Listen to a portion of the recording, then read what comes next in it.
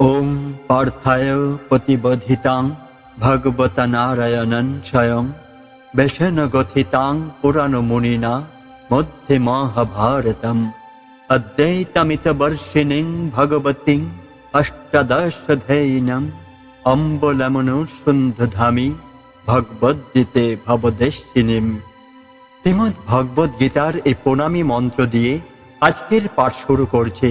প্রিয় শ্রোতারা, আপনারা সবাই জানেন শ্রীমদ্ ভগবদ গীতা শুধু একটি গ্রন্থই নয়, এটা জীবন পাল্টে দেওয়ার শক্তি।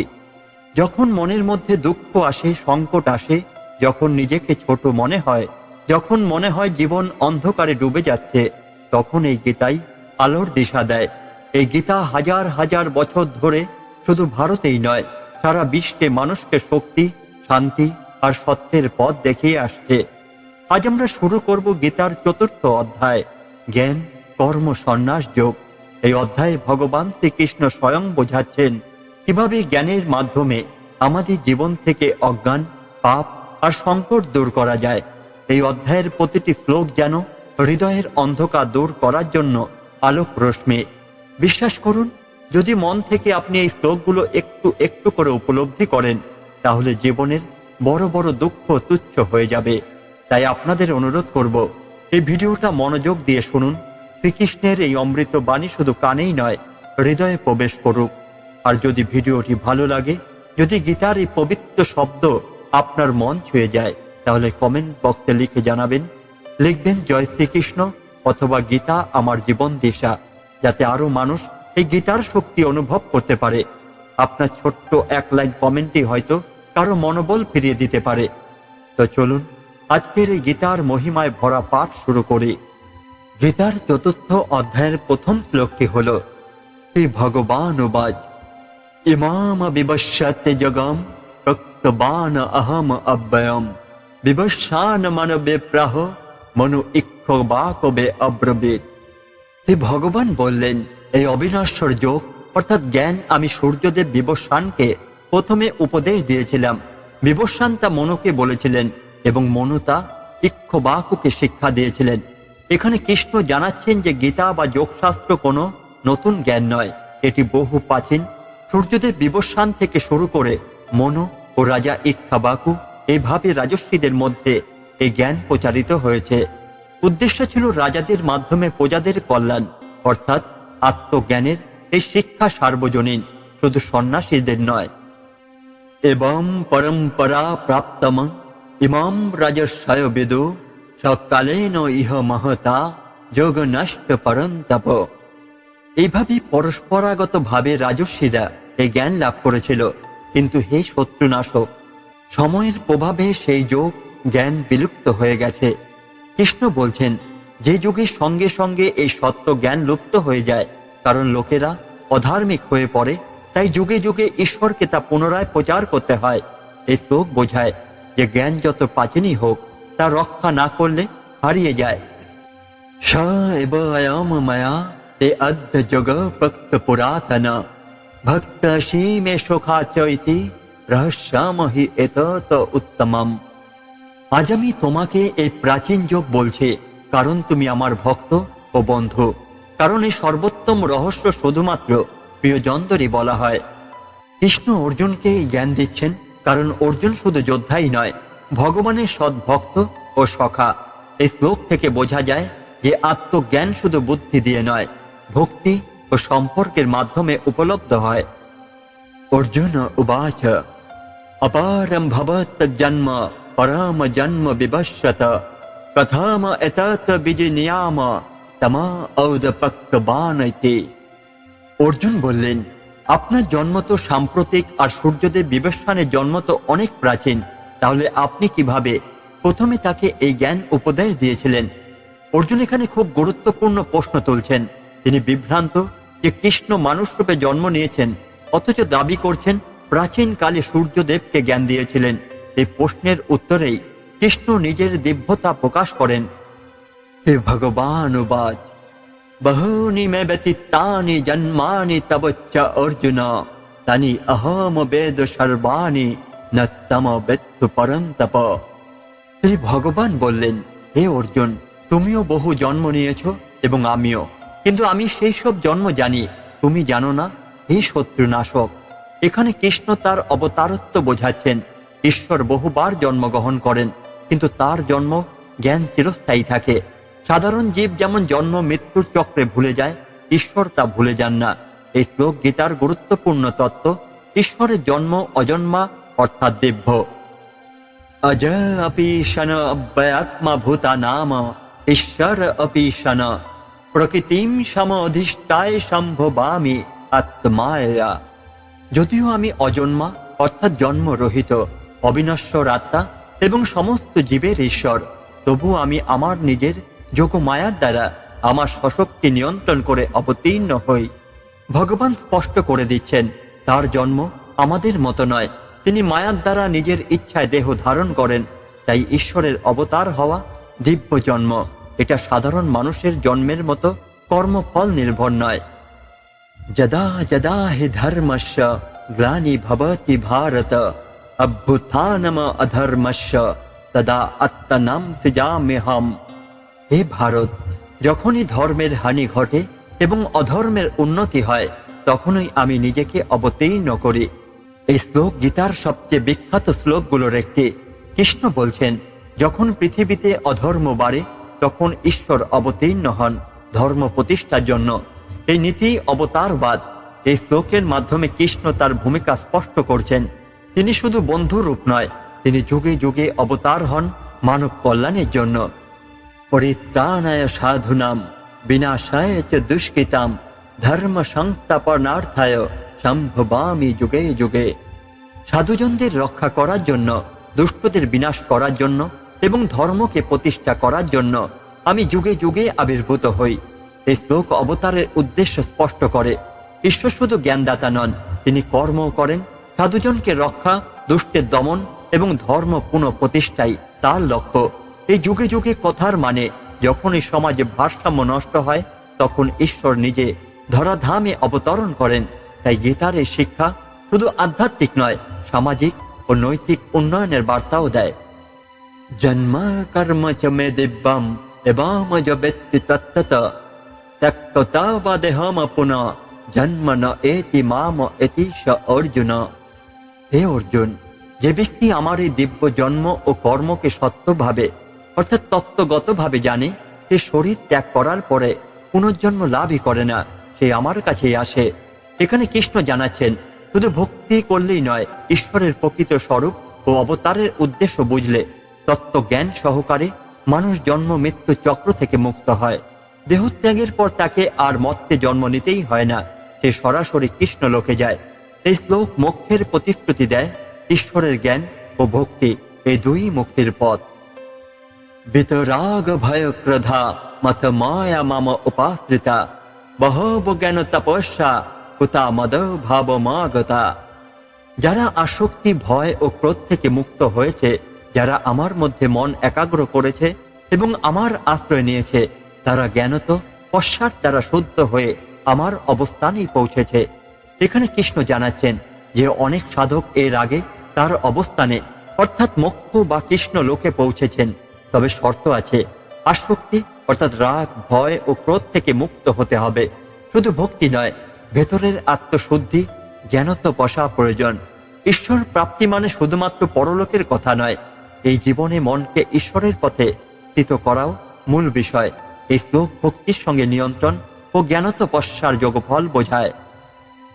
ये यथा मम प्रपद्यन्ते तान् तथा एव भजामि हम मम वर्त्म अनुवर्तन्ते মনুষ্য পার্থ সর্বশ। হে পার্থ, যারা যেমন ভাবে আমার শরণ নেয়, আমি তেমনি তাদের প্রতি সাড়া দিই। মানুষ সর্বপ্রকারে আমার পথে অনুসরণ করে। এটি গীতার অন্যতম বিখ্যাত শ্লোক। কৃষ্ণ এখানে সর্বধর্ম সমন্বয়ের মূল নীতি বলছেন। মানুষ যেভাবে ঈশ্বরের কাছে আসে, ঈশ্বরও সেভাবেই প্রতিফলন দেন। ভক্তি ভাবে আসলে ভক্তি রূপে সারা, জ্ঞান যোগে আসলে জ্ঞানের রূপে সারা। তাই গীতা কোনো এক পথে বাধা নয়, সব পথই শেষ পর্যন্ত ঈশ্বরের দিকেই নিয়ে যায়। এটি খুবই উদার ভাবনা, যেখানে সব ধর্ম ও যোগ পথ স্বীকৃত। কাঙ্ক্ষন্ত কর্ম নাম সিদ্ধিম যজন্তে ইহ দেবতা ক্ষিপ্রম হি মানুষে লোকে সিদ্ধি ভবতি কর্মজা। এই পৃথিবীতে মানুষ যারা কর্মের ফল চায় তারা দেবতাদের পূজা করে, কারণ কর্মফল এখানে দ্রুতই লাভ হয়। এখানে কৃষ্ণ বলেন, যারা ইহলোকে তাৎক্ষণিক ফল চায় তারা দেব পূজা করে, কারণ দেবতা ইন্দ্র, বরুণ, অগ্নি ইত্যাদি কর্মফল দ্রুত দেন, কিন্তু এটি চিরস্থায়ী মুক্তি দেয় না। কৃষ্ণ যেন ইঙ্গিত দেন দেব পূজা সাময়িক ফলের জন্য, কিন্তু চূড়ান্ত মুক্তির জন্য ভগবানের শরণই শ্রেষ্ঠ। চাতুর্বর্ণম ময়া সৃষ্টম গুণ কর্ম বিভাগশ তস্য কর্তারম অপি মাম বিদ্ধি অকর্তারম অব্যয়ম। চার বর্ণ ব্রাহ্মণ, ক্ষত্রিয়, বৈশ্য, শূদ্র আমি গুণ ও কর্মভেদে সৃষ্টি করেছি। যদিও আমি এই সৃষ্টির কারণ, তবু আমি অবিনশ্বর অক্রিয়। এখানে কৃষ্ণ স্পষ্ট বলেন, বর্ণভেদ জন্মের নয়, গুণ, স্বভাব ও কর্ম কার্য অনুসারে। এই শ্লোক গীতার সামাজিক দর্শনের মূল। ঈশ্বর সবাইকে সৃষ্টি করেছেন, কিন্তু তিনি নিজে কর্মফলে আবদ্ধই নন। আধুনিক অর্থে এই শ্লোক সমাজের ভূমিকা অনুযায়ী শ্রেণী বিভাগ বোঝায়, কিন্তু তা জন্মভিত্তিক নয়। না মম কর্মাণি লিষ্পন্তি ন মে কর্ম ফলস্পৃহা ইতি মমজ্জ অভিজানাতি কর্মভীনস্য বদ্ধতে। কর্ম আমাকে আবদ্ধ করতে পারে না এবং আমার কর্মফলে আকাঙ্ক্ষাও নেই। যে ব্যক্তি সত্যটি জানে সে কর্মে আবদ্ধই হয় না।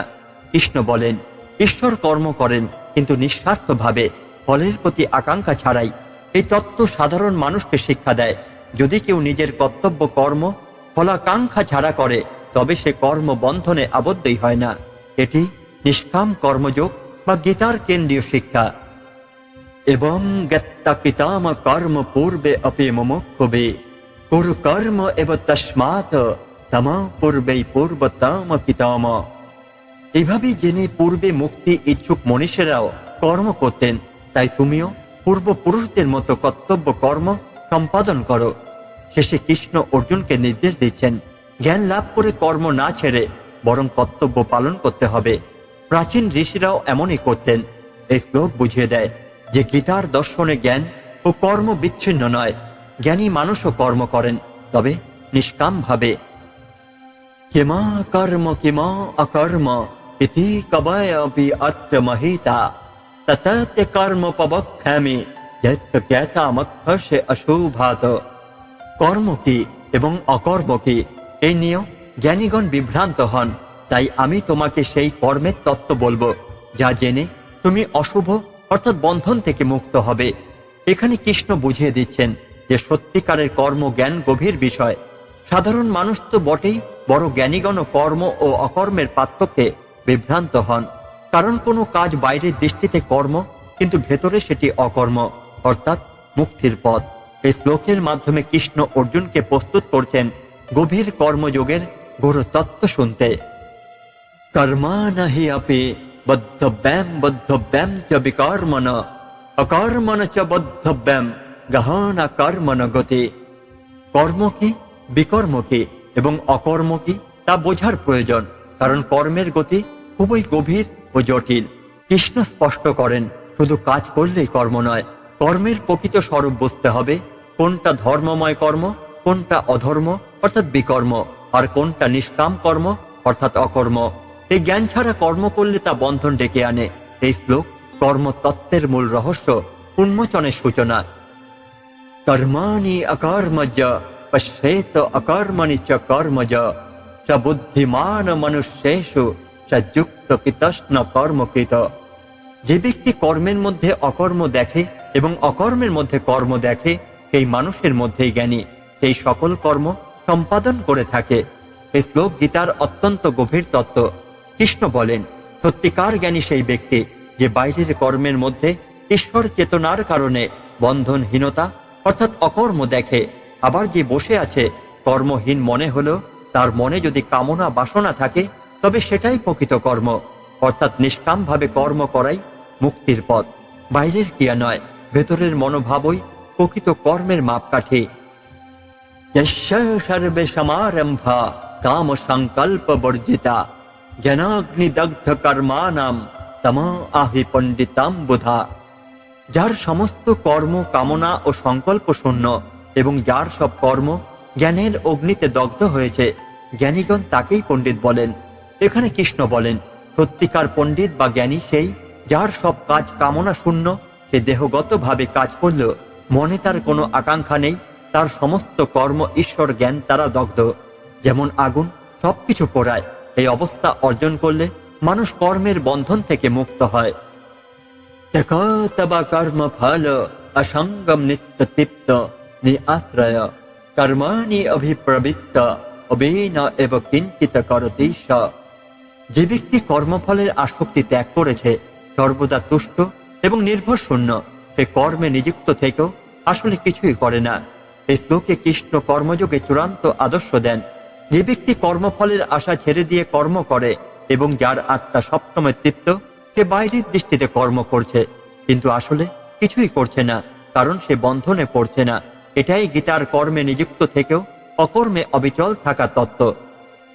নেই আসে যত চিত্ত আত্মা ত্যক্ত সর্ব পরিগ্রহ শরীরম কেবলম কর্ম করবন না অপ্নতি কিলবিষম। যিনি কামনা শূন্য মন ও আত্মায় সংযত এবং সব ভোগবস্তুর আকাঙ্ক্ষা ত্যাগ করছেন, তিনি কেবল দেহ ধর্ম অনুযায়ী কর্ম করেও পাপে জড়ান না। এখানে কৃষ্ণ বলছেন, যে ব্যক্তি আসক্তি ছেড়ে দিয়ে শুধুমাত্র জীবনের প্রয়োজন অনুযায়ী কর্ম করেন, যেমন শরীর চালানোর জন্য প্রয়োজনীয় কাজ, তিনি কর্মফলে আবদ্ধই হন না। এই অবস্থায় নিষ্কাম কর্মযোগের আদর্শ, যেখানে কাজ আছে কিন্তু বন্ধন নেই। যদৃচ্ছা লাভ সন্তুষ্ট দ্বন্দ্ব অতীত বিমৎসর সমসিদ্ধ অসিদ্ধ চ চিত্তা অপি ন নিবদ্ধতে। যিনি সৎপ্রাপ্ত তাতেই সন্তুষ্ট, সুখ দুঃখে দ্বন্দ্ব অতিক্রম করেছেন এবং ঈর্ষা শূন্য, তিনি কর্মে সাফল্য বা ব্যর্থতা সমভাব ধারণ করেন এবং কর্ম করেও বন্ধন মুক্ত থাকেন। এই শ্লোকে কৃষ্ণ সেই কর্মযোগী চরিত্রে চিত্রণ করছেন, যিনি বাইরের অর্জনে নয়, অন্তরের শান্তিতে তৃপ্ত। সুখ দুঃখ লাভ ক্ষতি দ্বন্দ্ব তাকে স্পর্শই করে না। এই সমত্ব বোধ থাকলে কর্ম কখনো বন্ধনের কারণে হয় না। গীতার সমত্বের শিক্ষা এখানে স্পষ্ট। গত সঙ্গস্য মুক্তস্য জ্ঞান অবস্থিত চেতস যজ্ঞায় আচরত কর্ম সমগ্রম প্রবিলেয়তে। যিনি সকল আসক্তি ত্যাগ করছেন, মুক্ত হয়েছেন এবং জ্ঞানে অবস্থিত চিত্ত নিয়ে যজ্ঞ ভাবাপন্ন কর্ম করেন, তার সমস্ত কর্ম বিলীন হয়ে যায়। এখানে কৃষ্ণ বলেন, সত্যিকারের কর্ম তখনই বন্ধনহীন হয় যখন তা যজ্ঞরূপে করা হয়, অর্থাৎ নিজের জন্য নয়, ঈশ্বর বা সমাজের কল্যাণের জন্য কর্ম করা। এই যজ্ঞ ভাবপূর্ণ ও পাপের ঊর্ধ্বে উঠে মুক্তি দেয়। কর্ম তখন আর বন্ধনই সৃষ্টি করে না। ব্রহ্মা অপর্ণম ব্রহ্ম হবি ব্রহ্মাগ্ন ব্রহ্মণাহুতম ব্রহ্ম এব তেন গন্তব্যম ব্রহ্ম কর্ম সমাধিনা। যিনি যজ্ঞের অর্ঘ্যকে ব্রহ্ম জ্ঞান রূপে দেখেন, আহুতি ও যজ্ঞের অগ্নিকে ব্রহ্ম জ্ঞান রূপে দেখেন এবং ব্রহ্ম জ্ঞানে অবস্থিত হয়ে যজ্ঞ করেন, তিনি ব্রহ্মত্ব প্রাপ্ত হন। এটি গীতার গভীরতম জ্ঞানযোগের শ্লোক। কৃষ্ণ এখানে বলেন, জ্ঞানী ব্যক্তি যজ্ঞের প্রতিটি অংশকে ঈশ্বর জ্ঞানে দেখেন। দাতা দান, গ্রহণকারী অগ্নি সবই ব্রহ্ম। এই সম্যক জ্ঞান নিয়ে কর্ম করলে কর্ম বিলীন হয়ে যায় এবং মানুষ ঈশ্বর লাভ করে। এই শ্লোক আধুনিক দর্শনে অর্থাৎ সর্বত্র ব্রহ্ম বুদ্ধি প্রতিষ্ঠার মূল। দৈবাম এব পরে যজ্ঞাম যোগেন পর্যুপাসতে ব্রহ্মাগ্ন অপরে যজ্ঞম যজ্ঞেন এব উপযোহতে। কেউ কেউ দেবতাদের উদ্দেশ্যে যজ্ঞ করেন, আর অন্যরা ব্রহ্ম জ্ঞানরূপ অগ্নিতে আত্মজ্ঞানরূপ যজ্ঞ দ্বারা আহুতি দেন। এখানে কৃষ্ণ দুই ধরনের সাধনার কথা বলছেন। সাধারণ মানুষ দেব পূজা করে যজ্ঞ করেন, দৈব যজ্ঞ, কিন্তু জ্ঞানীরা নিজের ইন্দ্রিয় ও মনকে ব্রহ্ম জ্ঞানের অগ্নিতে আহুতি দেন, অর্থাৎ বাইরের ক্রিয়া ছেড়ে অন্তরের জ্ঞান সাধনাই তাদের যজ্ঞ। এই শ্লোক থেকে বোঝা যায় গীতার যজ্ঞ তত্ত্ব বহুমাত্রিক, বাহ্যিক, অভ্যন্তরীণ। শ্রোত্রাদিনী ইন্দ্রিয়ানি অন্য সংযম অগ্নিষু জুহতি শব্দাদীন বিষয়ান অন্য ইন্দ্রিয় অগ্নিষু জুহতি। কেউ কেউ শ্রবণ ইত্যাদি ইন্দ্রিয়গুলো সংযম স্বরূপ অগ্নিতে আহুতি দেন, আবার কেউ শব্দ ইত্যাদি ইন্দ্রিয় বিষয়গুলো ইন্দ্রিয় রূপ অগ্নিতে আহুতি দেন। এই শ্লোকে কৃষ্ণ বোঝাচ্ছেন, ইন্দ্রিয় নিয়ন্ত্রণও এক প্রকার যজ্ঞ।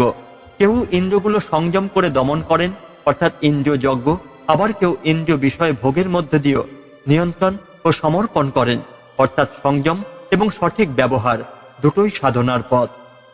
সর্বাণি ইন্দ্রিয় কর্মাণি প্রাণ কর্মাণি চ পরে আত্মসংযম যোগগ্ন জুহতি জ্ঞানদীপিতে। অন্যান্যরা সব ইন্দ্রিয়ের ক্রিয়া ও প্রাণের ক্রিয়াগুলো আত্মসংযম যোগের অগ্নিতে জ্ঞান দ্বারা প্রজ্বলিত করে আহুতি দেন। এখানে কৃষ্ণ বলছেন আরো উচ্চ স্তরের সাধকরা সব ইন্দ্রিয়ের কর্ম এবং শ্বাস প্রশ্বাস অর্থাৎ প্রাণকেও আত্মসংযম রূপ অগ্নিতে আহুতি দেন। তাদের সাধনা মন ও প্রাণ নিয়ন্ত্রণের মধ্যে কেন্দ্রীভূত এবং জ্ঞান তাদের সাধনার আলো। দ্রব্য যজ্ঞা তপযজ্ঞা যোগ যজ্ঞা তথা অপরে শ্রদ্ধায় জ্ঞান যজ্ঞা যজায় সংসিত ব্রতা। কেউ দ্রব্যযজ্ঞ অর্থাৎ বস্তু দান করেন, কেউ তপস্যার মাধ্যমে যজ্ঞ করেন, কেউ যোগ সাধনা করেন, আবার কেউ সাধ্যায় অর্থাৎ শাস্ত্র পাঠ এবং জ্ঞান চর্চার মাধ্যমে যজ্ঞ করেন।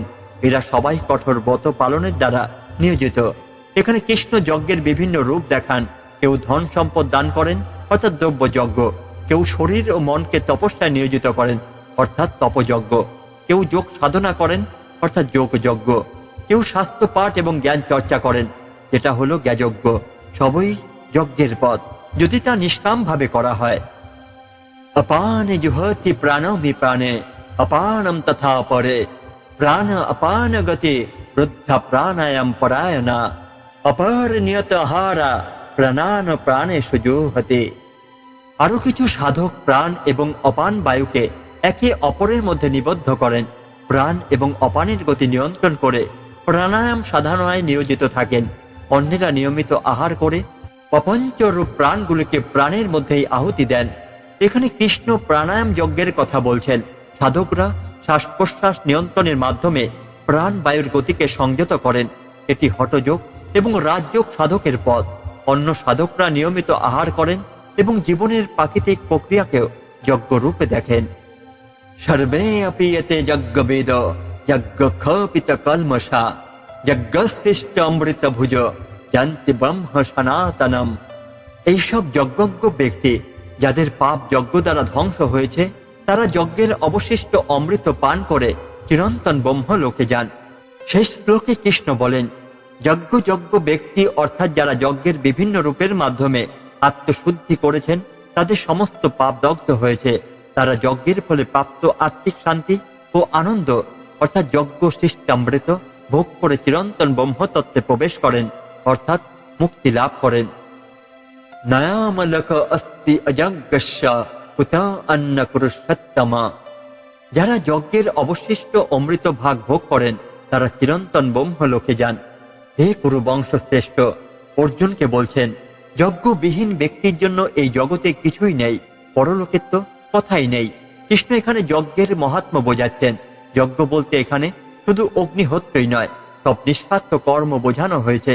যিনি নিঃস্বার্থভাবে যজ্ঞরূপ কর্ম করেন, তিনিই মুক্ত হন। যে কর্মহীন বা স্বার্থপর, তার জন্য এই দুনিয়া তো শান্তি নেই, পরলোকেও নয়। এই শ্লোক গীতার কর্মযোগের মূলে স্পষ্ট নির্দেশ দেয়। এবাম বহুবিধা যজ্ঞ বিতাতা ব্রহ্মণ মুখে কর্ম জান বিদ্ধিতান সর্বান এবাম গতা বিমক্ষসে। এইরূপ বহুবিধ যজ্ঞ ব্রহ্মার মুখে অর্থাৎ শাস্ত্রে বিসর্জিত হয়েছে। তুমি জেনে রেখো, এরা সকলেই কর্মজ, এসব জেনে তুমি মুক্ত হবে। কৃষ্ণ বলেন, শাস্ত্রে নানা ধরনের যজ্ঞের কথা বলা আছে, দান যজ্ঞ, তপস্যা যজ্ঞ, জ্ঞান যজ্ঞ ইত্যাদি। এগুলো সবই কর্মের মাধ্যম, কিন্তু যখন এই কর্ম জ্ঞান শহীদ হয়ে যজ্ঞ রূপে করা হয়, তখন এই মুক্তির পথ খুলে যায়। কাজেই সঠিক জ্ঞান সহ কর্মই মুক্তির মাধ্যম। শ্রেয়ান দব্যময়াত যজ্ঞাত জ্ঞান যজ্ঞ পরন্তপ সর্বম কর্ম অখিলম পার্থ জ্ঞানে পরিসমাপ্যতে। হে পার্থ, দ্রব্য দানে যজ্ঞ অপেক্ষা জ্ঞান যজ্ঞ শ্রেষ্ঠ, কারণ এই শত্রু দমনকারী সমস্ত কর্মই পরিণামে জ্ঞানে নিঃশেষ হয়। এটি গীতার অন্যতম মৌলিক প্রশ্ন। কিন্তু বলছেন, দান তপস্যা ইত্যাদি বাহিক যজ্ঞের থেকেও জ্ঞান যজ্ঞ অর্থাৎ সত্য উপলব্ধির জন্য সাধনা সর্বোৎকৃষ্ট, কারণ শেষ পর্যন্ত সব কর্ম জ্ঞানে লীন হয়। গীতার মূল শিক্ষা এখানেই, কর্মের পরিণতি জ্ঞান, আর সেই জ্ঞানই মুক্তি। তথা বিদ্ধি প্রণিপাতেন পরিপ্রশ্নেন সেবয়া উপদেক্ষন্তি তে জ্ঞানম জ্ঞানেন তত্ত্বদর্শিন। তুমি সেই জ্ঞান অর্থাৎ তত্ত্ব গুরুদের নিকট প্রণিপাত বিনীত প্রশ্ন ও সেবা দ্বারা জানো। সেই জ্ঞানীরা যারা তত্ত্বদর্শী তোমাকে সেই জ্ঞান উপদেশ দেবেন।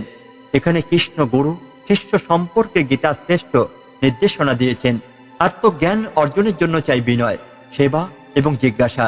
সৎ গুরুগণ যারা স্বয়ং তত্ত্ব উপলব্ধি করেছেন তারাই শিষ্যকে প্রকৃত জ্ঞান দেন। এই শ্লোক উপনিষদের শিক্ষার সঙ্গে সঙ্গতিপূর্ণ। যথা গত্তা না পুনঃ মহম এবম যশি পাণ্ডব জনা ভূতানি অশেষানি তক্ষসি আত্মানি অথময়ী। এই জ্ঞান লাভ করলে হে পাণ্ডব, তুমি আর কখনো এমন মোহগ্রস্তই হবে না। এই জ্ঞান দ্বারা তুমি সমস্ত প্রাণীকে তোমার আত্মায় এবং আমাকে দেখবে। এখানে কৃষ্ণ বলছেন, আত্মজ্ঞান লাভ করলে মোহ অর্থাৎ ভ্রম দূর হয়ে যায়। তখন মানুষ বুঝতে পারে যে সমস্ত জীবই আত্মার অভিন্ন অংশ এবং সেই আত্মা পরমেশ্বরের মধ্যে এক। এই জ্ঞানই গীতার মূল। সমস্ত বিশ্বকে ঈশ্বরের প্রকাশ হিসেবে দেখা। এই অভিজ্ঞতা অর্জনের পর আর ভেদ বুদ্ধি বা মোহই থাকে না। অপিচেত আসে পাপেভ্য সর্বেভ্য পাপ কীর্তম সর্বাম জ্ঞান প্লবেন এব ব্রিজেনম সন্তরিষ্যসে। যদিও তুমি সমস্ত পাপীদের মধ্যে শ্রেষ্ঠ পাপী হও, তথাপি সেই সমস্ত পাপ সমূহকে তুমি জ্ঞানের নৌকা দ্বারা পার হয়ে যেতে পারবে। এখানে কৃষ্ণ বলছেন, জ্ঞান এত শক্তিশালী যে সবচেয়ে বড় পাপীও যদি জ্ঞান অর্জন করে সে মুক্তি পেতে পারে। জ্ঞান যেন এক নৌকা যা সব পাপরূপ দুর্দশা সাগর পার করিয়ে দেয়। গীতার করুণাময় ও ক্ষমা প্রসূত এই ঘোষণা বহু মানুষের আশা দিয়েছে। যথা ধ্যাংসে সমিদ্ধ অগ্নি ভস্মসাৎ কুরুতে অর্জুন জ্ঞানাগ্নি সর্বকর্মাণি ভস্মসাৎ কুরুতে তথা। হে অর্জুন, যেমন দহনের জন্য উত্তপ্ত অগ্নি ইন্ধন সমূহকে ভস্ম করে দেয়, তেমনই জ্ঞানের অগ্নি সমস্ত কর্ম অর্থাৎ পাপ পুণ্য ভস্ম করে দেয়। এই শ্লোকে কৃষ্ণ জ্ঞানের কার্যক্ষমতা বোঝাতে অগ্নির উপমা দিয়েছেন। যেমন আগুন সবকিছু পুড়িয়ে ছাই করে, ঠিক তেমনি আত্মজ্ঞান সমস্ত পাপ অজ্ঞতা এবং কর্মফলকেও ভস্ম করে দেয়। জ্ঞানই চূড়ান্ত শুদ্ধিকরণ। না হি জ্ঞানায়ন সদৃশ্যম পবিত্রম ইহ বিদ্যতে তৎস্বয়ং জগ সংসিদ্ধ কালেন আত্মানি বিন্দতে। এই জগতে জ্ঞানের মতো পবিত্র কিছুই নেই। সেই জ্ঞান যোগ সাধনায় সিদ্ধ হলে সময়ের সঙ্গে সঙ্গে আত্মার মধ্যে প্রকাশ পায়। কৃষ্ণ বলছেন, সমস্ত সাধনার মধ্যে জ্ঞানই সর্বোচ্চ এবং সর্বপেক্ষা পবিত্র। তবে এই জ্ঞান হঠাৎ আসে না, এটি ধৈর্য ও সাধনার মাধ্যমে ধীরে ধীরে হৃদয়ে উদিত হয়। যারা যোগের পথে এগোয় তাদের অন্তরে সেই জ্ঞান একসময় উদ্ভাসিত হয়। শ্রদ্ধাবান লভতে জ্ঞানাম তৎপর সংযত ইন্দ্রিয় জ্ঞানাম লভৎবা পরাম শান্তিম অচিরেণ অধিগচ্ছতে। যিনি শ্রদ্ধাশীল, যিনি সাধনায় নিয়োজিত এবং যিনি ইন্দ্রিয় সংযমী, তিনি জ্ঞান লাভ করেন। সেই জ্ঞান লাভের পর তিনি শীঘ্রই চরম শান্তি লাভ করেন। এখানে কৃষ্ণ জ্ঞানের জন্য তিনটি শর্ত বলছেন: শ্রদ্ধা, সাধনায় নিষ্ঠা, ইন্দ্রিয় নিয়ন্ত্রণ। এই গুণ সম্পন্ন ব্যক্তি জ্ঞান লাভ করে এবং তৎক্ষণাৎ জীবনের গভীর শান্তি ও মুক্তি অনুভব করে। অজ্ঞাত অস্ত্রদান চ সংশয়াত্মা বিনশ্যতে না অয়াম লোক অস্তি না পর না সুখম সংশয়াত্মনা। অজ্ঞ, অশ্রদ্ধাশীল এবং সন্দেহাত্মা ব্যক্তি ধ্বংস হয়। সন্দেহ পরায়ণ ব্যক্তির জন্য না এই জগতে না পরজগতে কোথাও সুখ নেই। এই শ্লোকে কৃষ্ণ কঠোরভাবে বলছেন, সন্দেহ আত্মাকে শেষ করে দেয়। জ্ঞান, বিশ্বাস এবং সিদ্ধান্তহীনতাহীন মন চাই, যে সন্দেহ বশত ঈশ্বর, গুরু কিংবা শাস্ত্রের উপর আস্থা রাখতে পারে না। এই জীবনও শান্তি পায় না, পরজীবনেও না। জগ সংনত কর্মাণম জ্ঞান সংচ্ছিন্ন সংশয়ম আত্মবন্তামন কর্মাণি নিবদ্ধন্তি ধনঞ্জয়।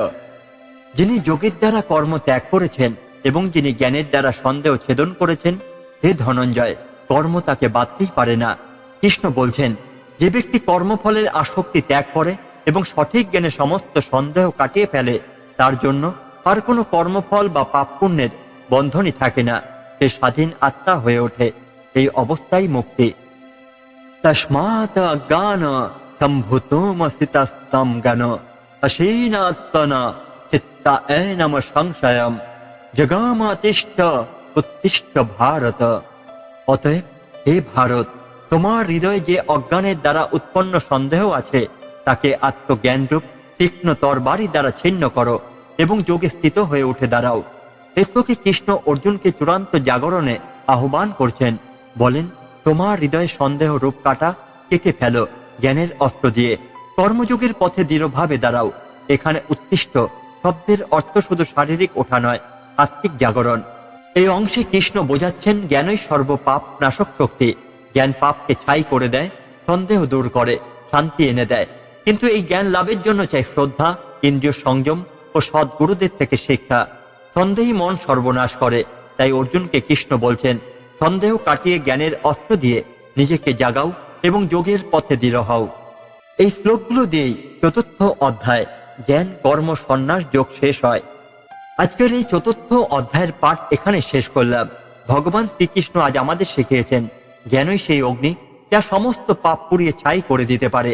সন্দেহ আর অজ্ঞানতা আমাদের অন্তরের শত্রু, আর বিশ্বাস, জ্ঞান এবং যোগ এগুলোই আমাদের মুক্তির সোপান।